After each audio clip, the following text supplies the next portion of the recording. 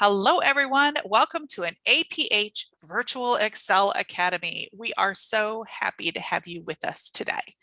Today is home improvement. Learn basic tools and tricks for repair around your house. We're so glad to have our friends today. Welcome to the Virtual Excel Academy from APH. Hello, friends. I see some names familiar already coming in to join us. This today is home improvement. Learn basic tools and tricks for repair around your house. Hopefully you caught the message that you might want to have a hammer, a Phillips head and a flathead screwdriver, screws, and a pair of pliers at your ready. If not, don't worry, watch the recording and gather those things before you do. Welcome to the APH Virtual Excel Academy. Hello, Donnie. Hello, Nikki. Glad to have you with us. Today is home improvement. Learn basic tools and tricks for repair around the house. And we have a special guest today. His name is Todd Clark. Hi, Todd. How are you? Great. How are you, Leanne? I am doing really good. I am going to actually turn this audience over to you. They are all yours. Thank you. Hey, everyone. Welcome to Home Improvements Tool Time with Todd. Sorry, guys. I just want to warn you ahead of time that I'm a little corny. So if you could just deal with my corniness, my kids tell me that I'm corny.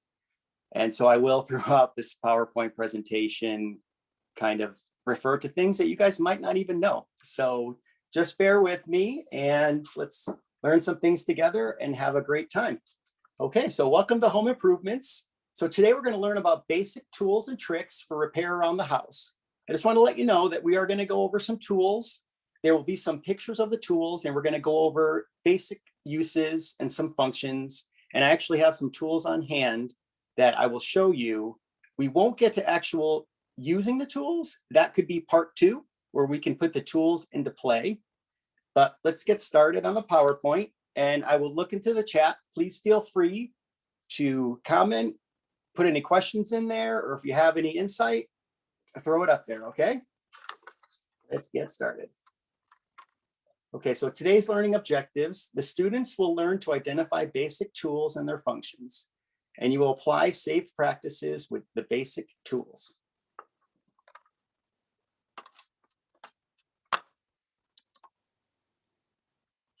So, yes. Okay, so let's do a little brain warm up. In the chat, I want you guys to list as many tools as you can. I will give you a few seconds to kind of throw that out there. And I want you to just think of tools that you've come across or that you've seen other people use. And if you have any ideas, throw them in the chat. Great. From Nika, there's the hammer. Rachel says screwdriver. Donnie says hammer. Great. We're going to be talking about all those today. Zach says electric drill. Ooh, Zach. Actually, Zach, I have a drill. It's not electric. Well, it's not a plug-in electric. It's a battery operated, but I have a drill today. Donnie says nails. Actually, you know what? Nails can be a tool. Absolutely. Oh, I'm sorry, Nikki. I appreciate that. I'm sorry, Nikki. I'm sorry that I mispronounced your name. Okay, great insight, guys. Shovel, hammer, awesome. Donnie, screwdriver, Allen wrench, mallet. Wow, awesome, guys. Okay, so I want you to think about this, and I thought about it too. Why would we want to be handy with tools? So while I read this slide, I want you to put in the chat why you think you might want to be handy with tools. So here are some of the things that I came up with. So you can save money and you don't have to pay other people to do it. You could, this way, you don't have to pay me to come in and fix your things. So let me just tell you at the beginning. So I am in the trade of heating, ventilation, and air conditioning. So I use these tools all the time. So you guys, if you learn how to use these tools, you won't have to have me, you don't have to pay me to come out and do it. So great. Nikki says to fix things. Cameron says so you don't have to pay other people. Absolutely. So I also thought of in case of emergency. So what if your sink is a pipe underneath the sink is flooding and your house is getting flooded, or you lose the electricity in your house and you don't know where the breaker box is, or you don't know how to take a fuse out, some kind of emergency, and you need to fix it right away. Knowing how to use tools is extremely handy. And in my trade, in my field, we have a running joke that things only break on the weekends or on holidays. And that's when it is twice as expensive to have somebody like me come out and fix it. The next point I came up with was many things don't come assembled or require easy fixes. So if you say go to IKEA and you buy some furniture, you get it in a box.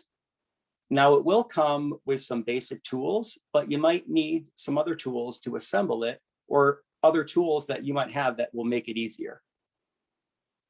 And the next one, which is one of the most important things for me and why I got into the field, was independence and pride in your work. I like at the end of the day that I can look back and say, I fixed that, or I did that. And it also, you don't have to rely on other people to do things for you. So great job, guys. Thanks for feeding into the chat, and thanks for all your insight. Okay, so the first tool we're going to talk about is a screwdriver.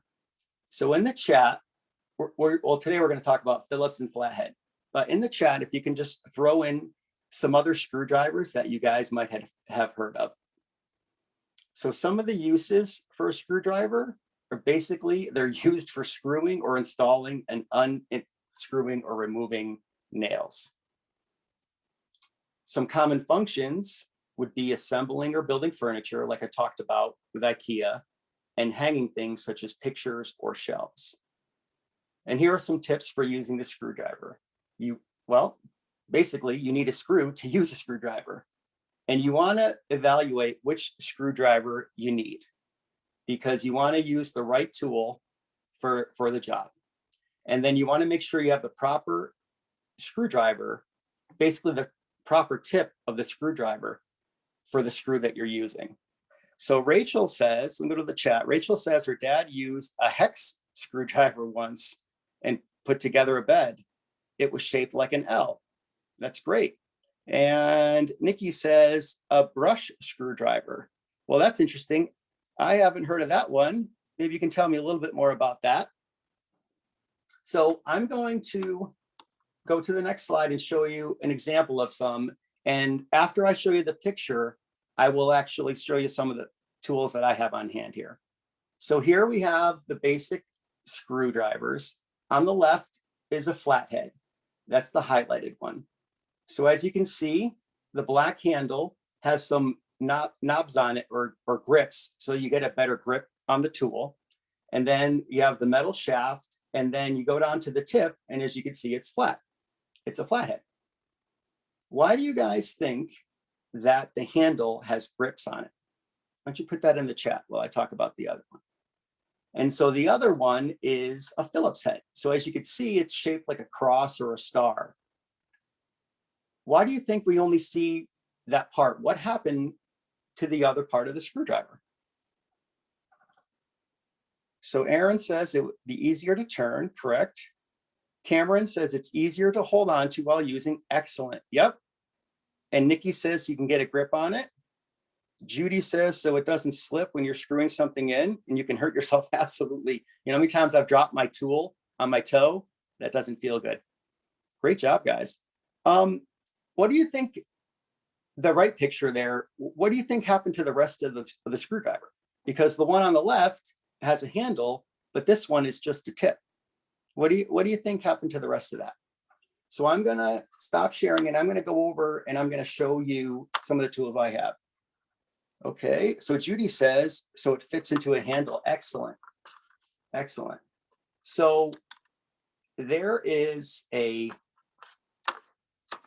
tool out there, a screwdriver that basically you can attach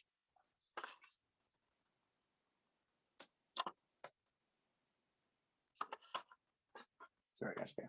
So you can attach other tips to the screwdriver. It broke off. Nadia says it broke off. I hope not. Okay, so the first screwdriver I'm going to show you. I hope you guys can see this. Okay, so as you can see, this is a flathead.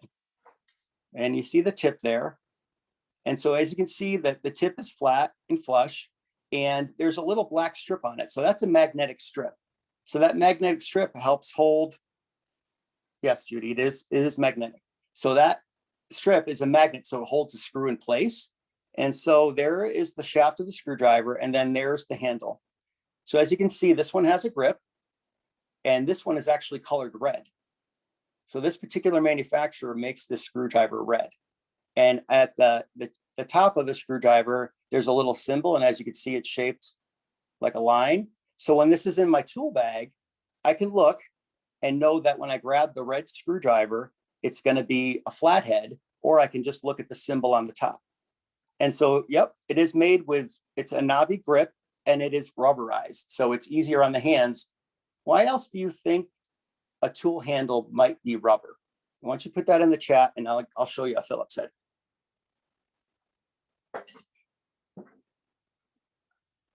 Judy says for better grip, absolutely, good answer. Okay, so here's my Phillips head. So as you can see, I'm not sure if you can get a better look at that. It has a magnetized tip to it, and it has the star shaped. And then this one is actually blue. So the Phillips head, whenever I look in and I see the blue one, I know that it's a Phillips head. And then you can look and it has the cross symbol on the top. And so that tells me when I look in the tool bag, oh, that's my Phillips head. So yes. So for a tighter grip from Nikki, and Donnie says easier to hold on to. One other reason why manufacturers make rubber handles is for electricity. So this insulates the tool so that I don't get electrocuted. Basically, it is for a better grip, but most importantly, it's to keep me from getting electrocuted, because I have been, and it is not fun. All right, and actually, I did bring one other thing that I wanted to show you. So this is that tip screwdriver I was telling you about. So there's the rubber handle and the grip, and then there is the shaft, and then there's the tip. So I can pull out the tip, pull this out, and then I can flip it over, and there's my Phillips, and then my flathead. So this one is actually called a 9-in-1. So let me just take this away from the screen for a second. And so I actually pulled the shaft out of the handle, right? Sorry, I'm all wanky here with the camera. So I pulled the shaft out, and then on the other side of this, I have even more tips.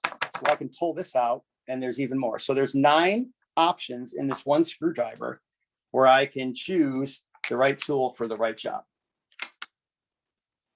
All right, let me switch back. Great answers, guys. Thanks for participating. It does look like a cane, Nikki. And then Aaron wants to know, how do you know the right one? Great question. Okay. The right one, when you fit it into the screw, and let me grab a screw for you because I did come with a screw. So you want to make sure that it fits. So let me go back. Sorry, guys.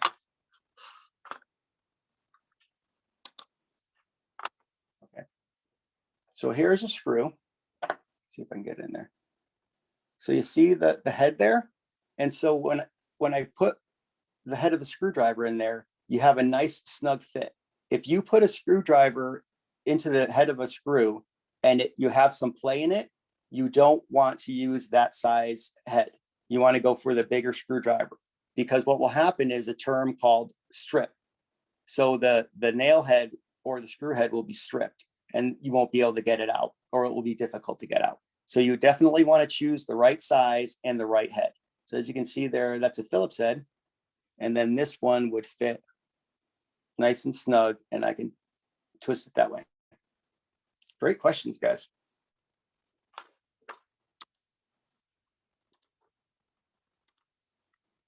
Okay, let me present. So the next tool we're going to talk about is hammer. Hammer time. There's another corny joke. I don't know if you guys ever heard of NC Hammer, but he was this famous rapper back when I was a kid. Okay, so the basic uses of a hammer. It's used for driving and removing nails. So one side of the hammer's head is flat and is used for pounding or driving nails. One side of the hammer's head is a claw and it's used for extracting nails out of surfaces such as wood. And the claw side of the hammer head resembles the letter V, which allows the nail to fit in nice and snug. So we'll take a look at that. So so Aaron knows, okay, I'm sorry. That was the previous one. So Nadia says that she has her MC Hammer. Good. So I'm not the only one here. Okay, so some common functions with the hammer for hanging pictures and building furniture. And also, I'm not sure if you ever get into the trade, but you probably won't be building homes, but hammers are used very commonly when you're framing homes, or even if you're adding additions or refinishing a room, you're definitely going to need a hammer. So here are some tips. Check your finger and hand position. Please listen to that. I don't know how many times I have smashed my thumb with my hammer because I've missed the head of the nail, and it's not pretty. The nail gets all bruised and nasty and ends up falling off. Safety with swings. So be aware of your surroundings. So if you're swinging a hammer, because of that claw end of the hammer, you definitely want to be aware of those around you. Yeah, Donnie, it was a owie. And then knowing just right amount of force. So you want to know how much force to use when you're swinging the hammer. You just don't want to go in there and start bashing on the nail, because some surfaces are softer and some are harder. So you have to use just the right amount of force to nail it in. And in some instances, especially when you're hanging a picture, you don't want the nail to go flush to the wall. So you just kind of want to tap it in. And then for you guys, here's a good strategy for you guys. So use bright colors for contrast. This way you can actually see where you're striking. And you can also use a flashlight to kind of target where you're going to hit. I actually have a laser pointer, a cheapy little laser pointer that I got at the dollar store. And that would be helpful too. You can actually paint the tip of the nail. Excuse me. You can paint the tip of the nail a different color, and that way you know where you're hitting. Okay, so here we have pictures of hammers. So the picture on the left is a classic hammer, and it's got the wooden handle. And as you can see, the head on the left side is the striking part of the hammer. And on the right side is the claw. And as you can see, the claw is pulling the nail out of the board. Can anybody tell me in the chat why they think the hammer head is flush against the board? Why wouldn't you just grab the nail and just start pulling up on it?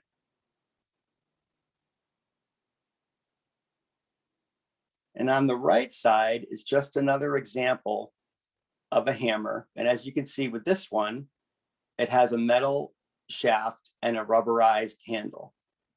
So Cameron says more leverage. Nadia says, so it doesn't hurt your fingers. Aaron thinks it would make it easier to get out. Nikki says, so people can find it. Excellent, great answers. Yes, so actually, it is for better leverage. You don't want to just hook the nail and start pulling on it. So if you put the head of the hammer on the surface that you're removing the nail from, and you rock the hammer to the other side, it will pull the nail out much easier. So let me stop sharing, and I'm going to go over to my camera, and I will actually show you guys. So here I have basically the same hammer that was in the picture. So as you can see, it has a wooden handle, and then there's the head, and that's the striking part. And then here's the claw. So as you can see, well, it's shaped like a V. And if you look closely, it has kind of like a grooved notch to it. And so that the head of the nail fits nice and snug in there. And that way you can pull it out.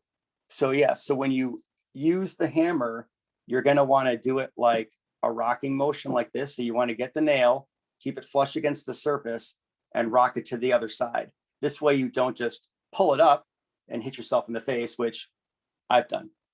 So yes, absolutely. More leverage. You get a better grip. You can find the nail, but you want to use a rocking motion. So this way you get more leverage and it comes out a lot smoother. There are several hammers out there. Yes, it definitely did hurt, Nikki. So there are several types of hammers out there. I actually just brought another one. And Aaron's wants to know which way you rock. So you rock the hammer to the opposite side of the nail. So let me just put the hammer back in. So if I had the nail on this side right here, I would want to rock it to the opposite side. Donnie, yes, my finger is okay. My thumb is fine. Thank you for asking. I appreciate that. So here's another hammer. So this is a hammer used for sheet metal. This is basically in the work that I do. Here we go.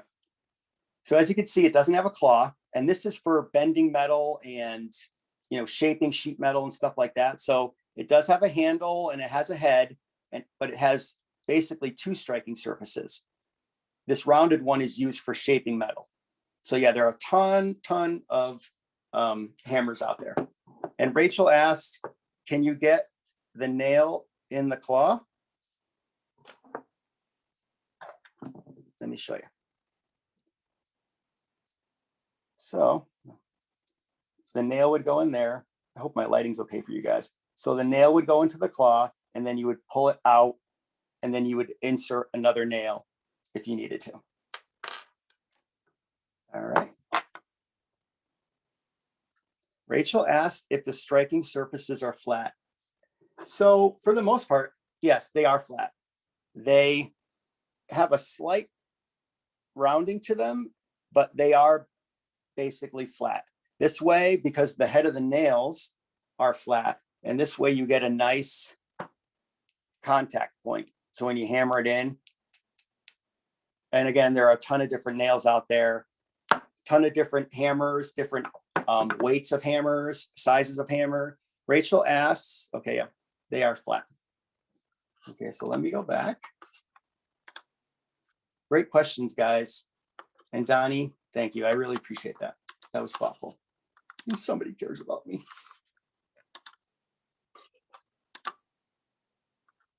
Okay. So the next tool we're going to talk about is a measuring tape. And why we go through, as I bring up these tools, I want you guys to tell me if you've ever used them. So if I bring up a tool and you're like, oh yeah, I use that, put it in the chat because I want to know. And what you used it for, okay? So the uses of a tape measure. So a tape measure or measuring tape is basically a flexible ruler. So you don't have the, the hard wooden rulers at school or the plastic ones. So a measuring tape is basically a flexible ruler, but it can measure longer sizes, bigger sizes and longer distances. So Cameron says so far they've used all of them. Looks like, let's see. Nadia says, I measure my hair with it. Great. Yep. Nikki says, I've used the tape measure. Yep. Excellent for height. Yeah, we use it for the kids too. We actually have this wall where we have everybody's height notched on, and we use the measuring tape as well. Actually, our son has been bragging that he's grown a couple inches. So he's a tiny little thing. Okay. So the three main parts of a tape measure, or I'm sorry. Yeah, that should say four.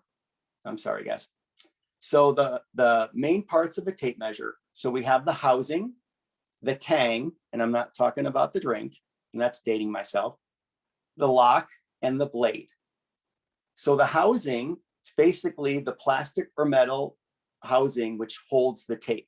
So the tape measure is basically wound up inside the housing. Next, we have the tang. So that's the metal clip at the end of the tape measure. It's also known as a clip or hook.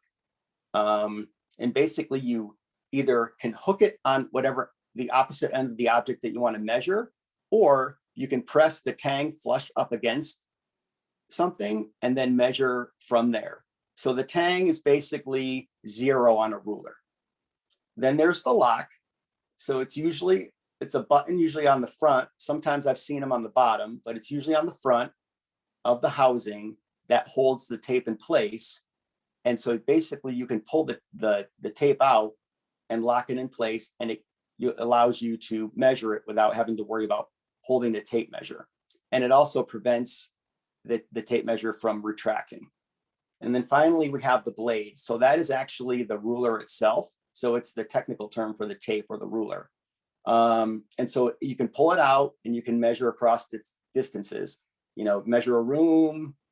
I use it at work to measure how long I need to do duct work. And it's basically similar to a ruler. It has all the readings on it, all the numbers, but a tape measure will actually have some interesting symbols that I will show you and some other cool little trips. Okay. Measure twice, cut once. In the chat, tell me what you guys think that means.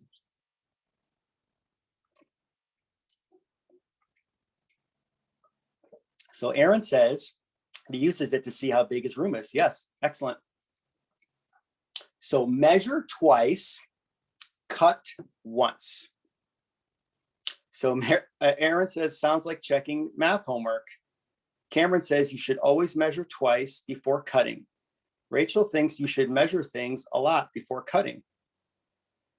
Nadia says measure the room twice. Yep, great answers. So you want to measure something twice to make sure that you have the right marking, the right size, because once you cut, that's it.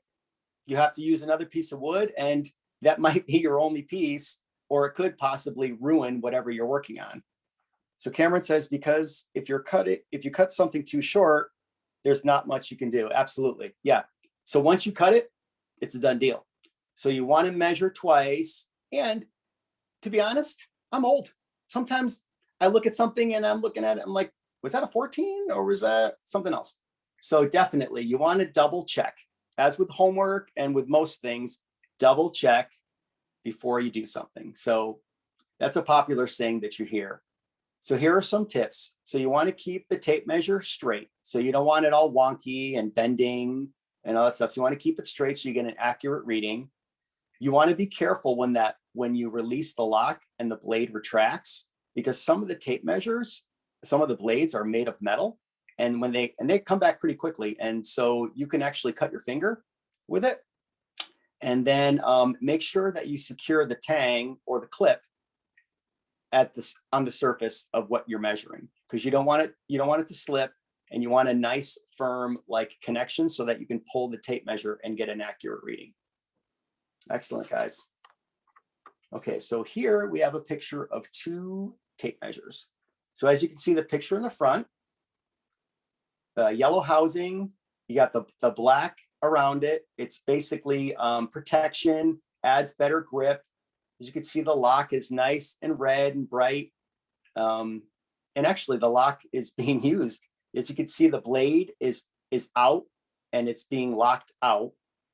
And then you can see the tang at the tip there. So I have a couple of questions, little trick questions. Can anybody tell me what the 25 and the little hash mark says on? What does that mean? That little 25 with a dash after that. Put it in the chat. What do you think that 25 means? And Nikki says, my phone has a measuring tape. Exactly. Yeah. A lot of phones now come with them. Cameron says it's 25 inches. Close. You're on the right track. And as you can see at the back picture, it's just another camera. So let's see. Cameron, yes, feet. That's absolutely right. Yes. So that little dash is the symbol of feet. Now, if it were 2 dashes, it would be inches. So that's telling us that tape measure can measure up to 25 feet. So if you have anything longer than that, you're going to need a new tape measure. And then the picture in the back is just another tape measure. But as you can see there, the lock is black. It is yellow, and with the black grip and the black handle, but this lock happens to be black. And then as you can see, that blade is yellow as opposed to the one that's up in front, which is white. And I see a little difference in the blades. I don't know if it's a clear enough picture for you guys, but can anybody tell me one of the differences that they see other than the color in the blade of the tape measures? And here's another thing while you're thinking about that. Look at the front picture tape measure and look at the tang. There's a little hole at the bottom of the tang. It's almost like an oval shape. I want you to tell me what you think that is used for. That would be an extra bonus question. So Nikki says it looks sharp. Yeah, those blades are sharp. Cameron says one looks like it is double-sided. Well, they're not double-sided. As you can see, the front one is just a little bit more detailed. As you can see, it actually gives you the fractions. So the one in back just has the standard measurements and it gives you the inches, 1, 2, 3, 4. But as you can see, the white one actually tells you what the measuring increments are. So Aaron says it hangs down to hold on to something. Yes. So we're going back to that tang, the tang, the hole in the front there. That's to hold on to something. And with my tape measure, I'm going to show you a few interesting, cool things that I learned. So let me switch over. Okay. Let me pull up my tape measure here. All right. So this one is basically almost a mirror image of one of the pictures. But interesting little fact, I'm going to give some props here. Let's see. You see the Stanley there? Stanley headquarters are in Connecticut. That's my home state. So representing Connecticut. And 25 feet. There it is. And there's my lock. This one has red on the bottom of it, so I can see it. It's got the grip. And then this is fancy. It's got a little clip on the back. There's a little hole right there that I can fit a strap through. And let me pull the blade out. So this one, when I pull it out, it's already locked. See, I don't have to lock it. It's already locked. And then when I push the button, it retracts. So there's my tape measure. And I'm a cheater too. As you can see, my blade has the markings, black and red, different distinctions. There's the tang. Let me get a better hold of it. And that little hole right there, let me see.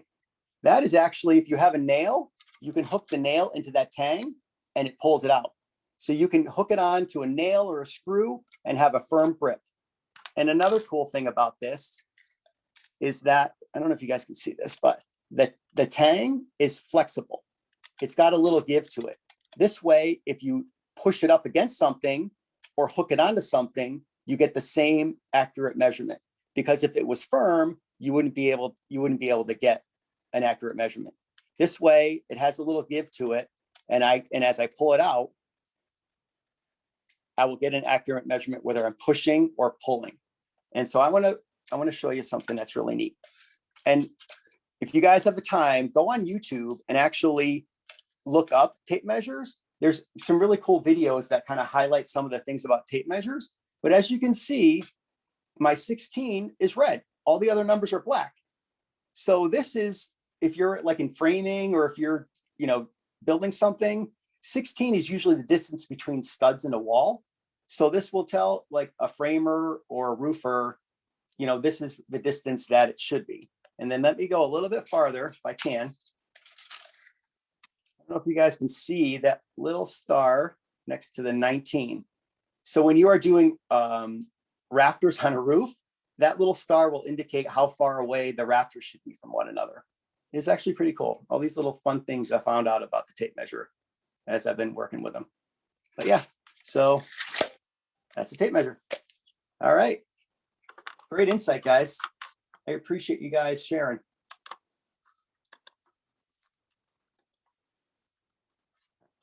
All right, sorry, let me just go back. All right, the next tool coming up is the wrench. So the uses, wrenches are made of various shapes and sizes and are used for gripping, fastening, turning, tightening, loosening. You want to use these like on pipes. If you're, say, installing like a shower head, you want to use a wrench. Some common functions, they're used basically to fix things like I said, under the sink. You want to attach a shower head, you want to assemble something, and some actually wrenches are good for gripping. Some of them have a lock on them where you can actually, so it takes the place of your hand. And I use this often. If I need to use both hands, I don't have a third hand. So I can use a wrench that will lock and hold whatever it is I'm working on in place. All right, so Nadia says that you have a wrench. Yep, used to build something. Absolutely, good. I'm glad to hear that you guys have some of these tools, and I hope that you're using them regularly. Yeah, it's definitely a great thing to do, is to know how to use these tools and use them properly. So I'm really happy to see that you guys have these tools and are using them. So Nikki says that learned in math and in life skills class. Great, awesome. Yes. Absolute life skills. You definitely want to know how to use tools. Okay, so here are some tips. You want to use the correct size. As with all the tools that I've been talking about, you want to use the right tool for the right job. So you want to use the correct size of wrench. And here's another little rhyme, can't even talk. Another little rhyme or jingle. Can anybody tell me what they think righty-tighty, lefty-loosey means? Righty-tighty, lefty-loosey. And then you also want to make sure that the wrench is tight so you can grip whatever you're turning. So just like the other one, measure twice, cut once. Righty-tighty, lefty-loosey is something that you're going to hear a lot. Okay, so Judy says you turn to the right to tighten and left to loosen. Absolutely, yep. Cameron, turn a bolt right to tighten and left to loosen. Absolutely, good job. Yeah, I even say it to this day as I'm working. I'm like, why is this not working? Righty tighty. Oh yeah, righty tighty, lefty loosey. Absolutely, good job. I'm glad you guys. Hey Todd, it's Robin from the background. I just want to let you know that you have a hand. It is our friend Isabel. We have given her permission to talk, and she knows how to unmute herself. Great. Hey Isabel. Webinar. Hand button. Why is there a W at the front of the word wrench? So it's just how funky English is, the English language. Oh. So wrench is silent. Just kind of like when you say the word no, you don't pronounce the K. Oh. Yeah.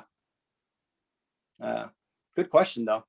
Thanks. Yeah, absolutely. Keep them coming. Keep the questions coming. Great question. Yeah. Our daughter is 7 and of course learning how to read and stuff. And she always tells me, Daddy, that doesn't follow the rules. That doesn't follow the rules. I'm like, I know. A lot of the English language doesn't follow the rules. Yeah, good question. Thanks. Of course. Okay, so here we have a picture. Can anybody tell me in the chat, what type of wrench do you think this is? What type of wrench do you think this one is? Crescent wrench? Yeah. Adjustable, absolutely. So Judy said it's adjustable wrench, absolutely. As you can see that little kind of like a swirly tornado looking thing up at the head of the wrench. So that helps adjust that bottom piece. So as you can see, as with all tools, you know, it has a handle. It usually has a working end or like a head.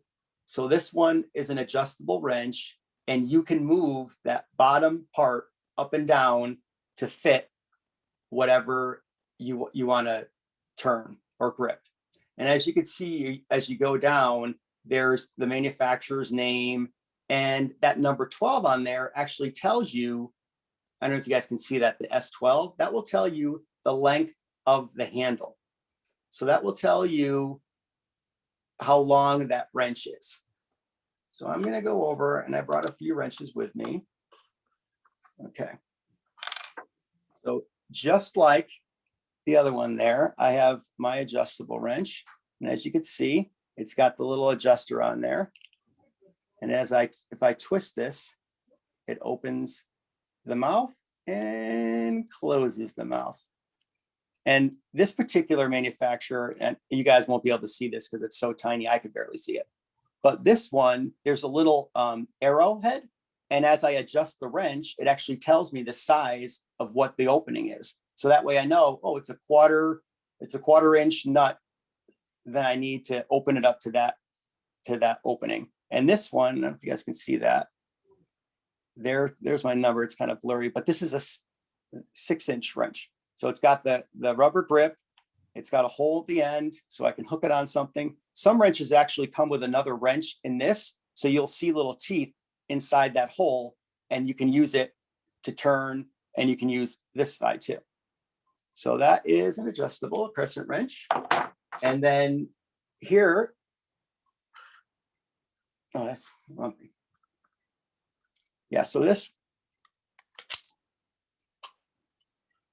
wrench, channel locks, adjustable pliers, same kind of thing. This one opens and it has grooves, and you can open and close it and lock it in place.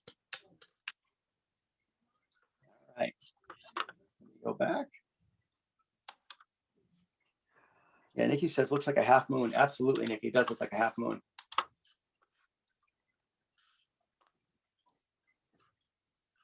Okay, next we have pliers. All right, so pliers are mainly used to grip, sorry guys, cut and hold various materials. So the common functions for cutting, so you can use pliers for cutting, usually like the thin wire that you find behind pictures or mirrors. So some of the pliers come with little snips on them. Another function would be to turn. So you grip onto an object and it makes it easier to turn and remove it. Stabilizing and gripping. So it actually holds things stable while you work on them. So like I said earlier, when sometimes I need 3 hands and I don't have them, I have some pliers that actually will lock into place. And I will show you an example of those. Okay, so here are some tips. You want to use a firm grip and you want to squeeze the pliers tight.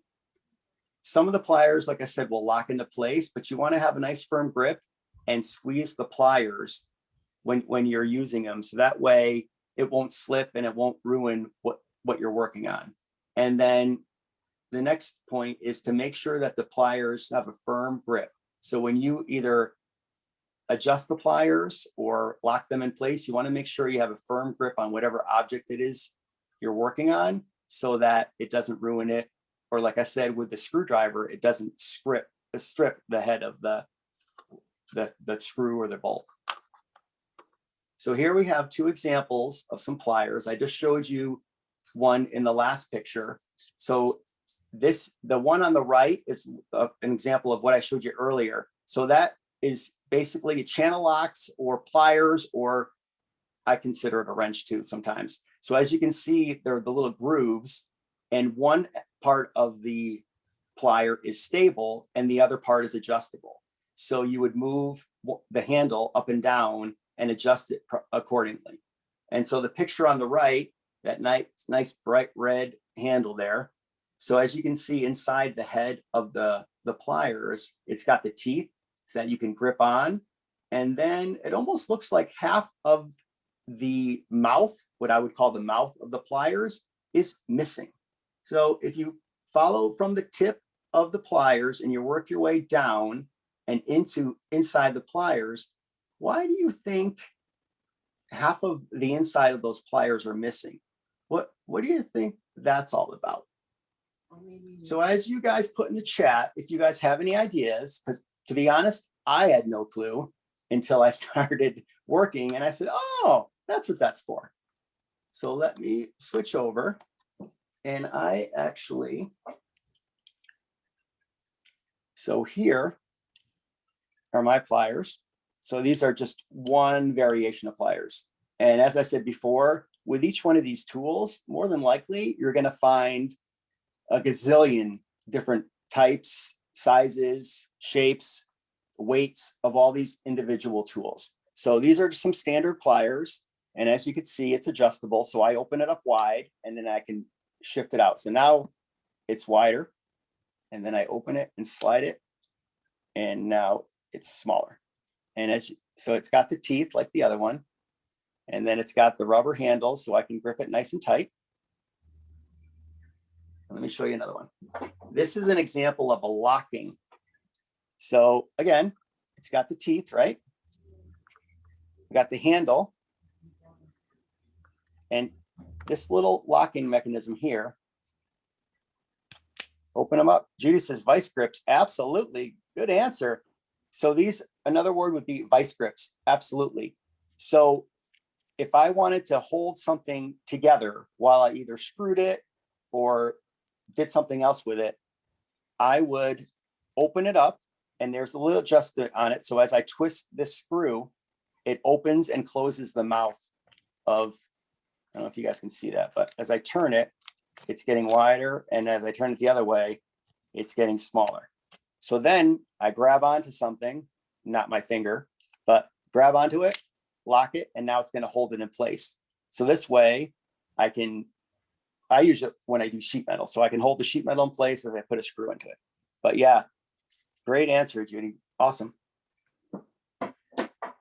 And this is very common. These are a very common type of plier. Does anybody know what type of plier this is? I'll give you a hint. It has a nose in the answer. Blank nose. Needle nose. Yes, Judy. Aaron says needle nose. Absolutely. Good job, guys. These are needle nose pliers. Why would I need needle nose pliers? Why wouldn't I just use something like, sorry, I'm probably blocking. Why wouldn't I use something like this? And Judy says, they are wire cutters too. Man, Judy, awesome. Cameron, yes, needle nose. So needle nose will help me get into smaller spaces, excuse me. And so if something's really tiny, Mike, yes, for small spaces. So if something's really tiny and I need to get in there and grip it, I can use the needle nose pliers. And who said it? Judy, yes, excellent. Wire cutters. That question I asked you guys earlier, why half of the opening is kind of closed off in those other pliers? You see this little thing right? Oh, that's a terrible view. I'm sorry, guys. That right there, where I'm pointing, that are wire clippers. So if I put the wire through there and I can clip down and I can cut very thin and fine wires. Nikki says it looks like a flu shot needle. Yeah. You know what? I've tried to use this one time on one of my friends. But yeah, great answers. Oh, and interesting. Look, rubber handle. You guys remember why I want to have a rubber handle on my tools? This one's actually made by Husky. But yeah, why would I mentioned earlier, why do tools come with rubber handles and why aren't they all just made out of metal? So Nikki says, so you don't cut your hand. So they are made of rubber to protect your hands. Aaron says, so you don't get electrocuted. Thank you. Amen, Aaron. So I want to show you a little secret. I don't know if you guys, you see that little discoloration right there? That is where Todd got electrocuted. I was doing work recently and it was late. I was tired, wasn't paying attention. And I stuck my needle nose pliers in where they shouldn't have been. And that is actually a piece of metal that melted onto my pliers. So it is extremely important to be safe, use them properly. And if you're tired, you shouldn't be working, right? So yes, excellent, guys. Yeah, you don't want to get electrocuted. It wasn't fun. I felt this tingling sensation up my arm and I was like, that's not right. Oh, and thanks, Nikki, for laughing at me. I appreciate it. Nikki says, ha ha. That would be something that my kids would do. Ha, Dad. All right. Great job, guys. Let's keep moving. All right. So here are some other basic tools that you want to have in the quote unquote handyman's toolbox. Let me just make a little adjustment here. So you want to have a level. So this helps you hang things and keeps things straight. And I actually have an example of these things. So I can kind of go through and quickly show you all the stuff that I'm mentioning here. So we have the level, which helps you hang things and keeps things straight. So you can either see if things are level going horizontally or vertically. A flashlight, this helps you see things. And with you guys, if you have low vision, it actually can be used as kind of like a focal point. So some flashlights you can actually focus in and focus out. So you can actually use it as a focal point if for like hammering a nail or something like that. But a flashlight is extremely helpful. I use it every day at work. I have a headlight that I put on my head so that way I don't have to hold it. A drill. So this helps you quickly remove or install screws and fasteners. And so you can actually swap out the head of the drill for the appropriate job. And I have one of those as well. A saw, you definitely want to have a saw. And there are a ton of different styles. And they're used for cutting metal, cutting wood, and it all depends on the teeth of the saw. So you have the flat side, but the sharp side is called basically the teeth side, or they have teeth on them, which helps you cut. And then a utility knife, and it's not for cutting steak. This knife cuts everything from wallpaper, cardboard. I've even used it to like mark metal. This knife comes with an extremely sharp razor blade, and you want to be careful with this because I have definitely not learned my lesson and I've cut myself. And these knives are so sharp that you don't even know that you cut yourself sometimes. Sometimes you just feel a warm sensation and you're like, what was that? And you look down and your hand's covered in blood. Yeah, Nikki, it is. Nikki says, oh my gosh, it definitely wasn't a pretty sight. Yeah, you get this warm, fuzzy feeling and it's not a good fuzzy feeling. And then you look down and your finger's gone. Okay, let me move over and I want to go and show you a few of those things. Okay, so here, representing Stanley again. What? Connecticut in the house. So you see those bubbles? What do you think those are for? Put in the chat. Why would I have a bubble in there? Is it not filled up fully, or is it used for something? This level happens to have a magnet, so I can put it up against the piece of metal. And then this one, so, okay, so the Cameron says because the bubble always floats up. So yeah, so if you can see here, these two lines on either side, that is an indication of whether it's level or not. So with the bubble being off to the right, it's not level. So if I adjust it properly and slowly, right there, now that's level. And this is a really cool one because this one has, so this would tell me horizontal level. Aaron says his phone has a level, but there is no bubble on it. Usually with the phones, they will tell you whether it's level. It will either change colors. It will be red if it's not level, or green if it is. Let's see. Rachel says her dad uses it to hang pictures. Absolutely. Yeah, I use this all the time. So you put it on the top of a picture frame and you could tell whether the picture frame is level. Use this all the time. So this happens to have a horizontal level. This, it also has a vertical level. So if I turn it up and down, let me pull it out a little bit more. So if I put it up and down like this, the bubble, the part on the top here, that will tell me if it is level going up and down. And then this one is super fancy because it's from Connecticut. This one has kind of like an angled one. So if I want to get the right angle and make sure that that angle is level, I can adjust it this way or that way. And right there tells me that now the level, let me just move it out so you guys can see it a little bit better. Now that angle right there is level. So when you're using the level, you want to make sure that the bubble is within the two lines. I'll move a little quickly. Again, you guys know flashlight. This is a really cool one because this one has your standard flashlight, but if I open it up, now it's got, and I don't want to, now it's got this flashlight. So I can do it this way, and I can hang it. It's got a magnetic end on the end. So I can just hang it from sheet metal, and now I don't need to hold a flashlight. And it's got the standard flashlight on this. And like I said, it's got the magnet. Here's my trusty headlamp.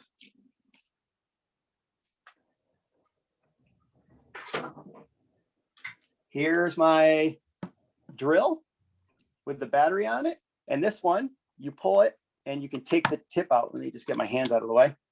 So you take the tip, you pop it in, and you pull it out.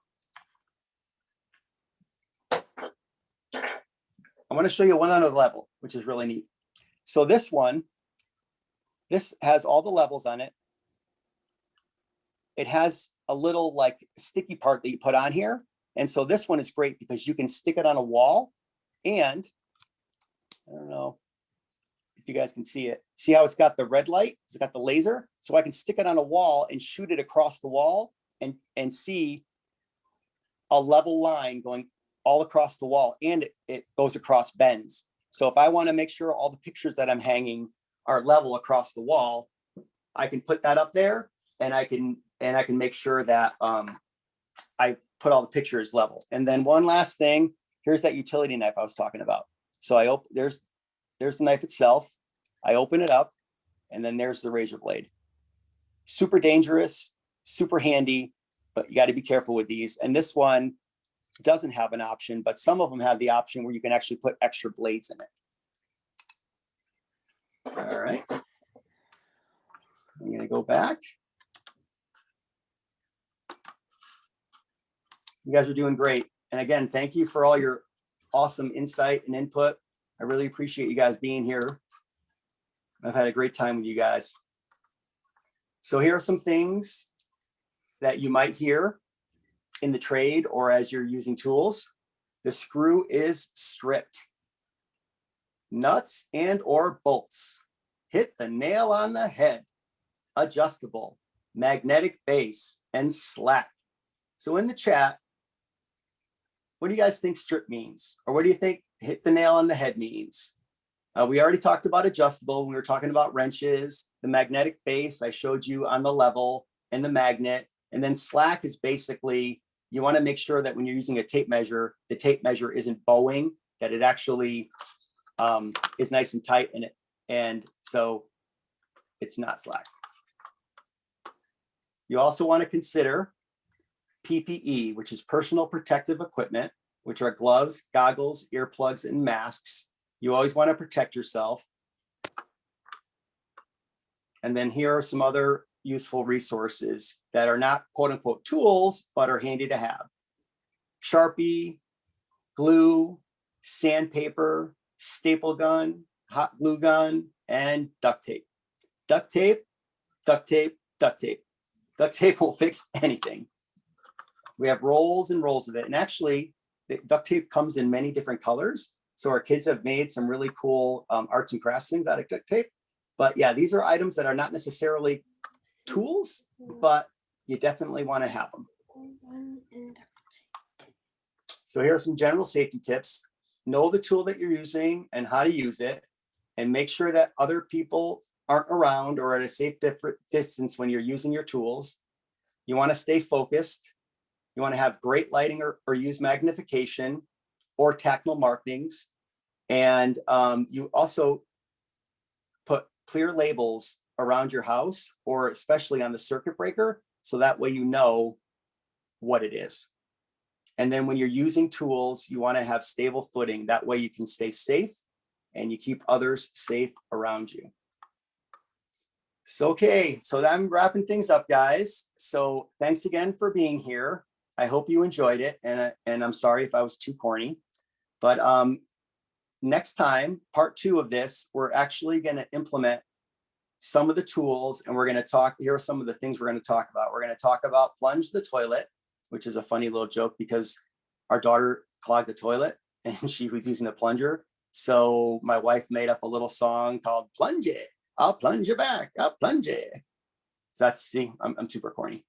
How to turn the water off. Say that the toilet is running and you don't know what to do. How to turn the water off at a faucet a toilet other than the faucet itself, how to get underneath the sink and turn the water off. Finding a circuit breaker, turning it back on, changing a light bulb, hanging a picture, quick repairs, some basic stuff that you definitely want to use, or knowledge that you want to have.